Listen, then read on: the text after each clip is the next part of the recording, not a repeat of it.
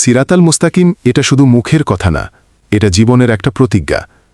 আমরা মুসলিমরা প্রতিটি নামাজে, প্রতিটি রাকাতে সূরা ফাতিহার ভেতরে আল্লাহর কাছে বলি, ইহদিনাস সিরাতাল মুস্তাকিম, মানে হে আল্লাহ, আমাদের সরল পথ দেখাও। কিন্তু নামাজ শেষ করেই যদি আমরা অনেকে আবার সুদ, ঘুষ, অহংকার আর পাপের কাজে ফিরে যাই, তাহলে কি আমরা সত্যি আল্লাহর কাছে সোজা পথ চাইছি? তাহলে নামাজ কি শুধু ঠোঁটের ব্যায়াম? মসজিদ কি কেবল একটা রুটিন পূরণের জায়গা? নাকি নামাজ হওয়া উচিত আত্মশুদ্ধির বিপ্লব আর অন্তর্বদলের শুরু? আসল প্রশ্ন হল, আমাদের অন্তরের কিবলা কোন দিকে? যদি আমাদের জীবনের দৈনন্দিন রুটিন হয় অন্যায়, প্রতারণা, অসততা, আর তার মাঝেই দাঁড়িয়ে আমরা বলি, হে আল্লাহ, আমাকে সরল পথ দেখাও, তাহলে এটা তো হৃদয়ের সাথে প্রতারণা, ঈমানের অবমাননা।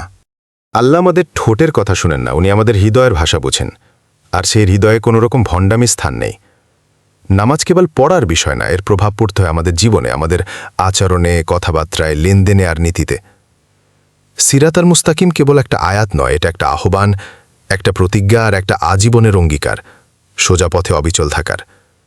যদি আমরা সত্যি সরল পথ চাই, তাহলে নামাজ শেষে সেই পথেই চলা আমাদের দায়িত্ব।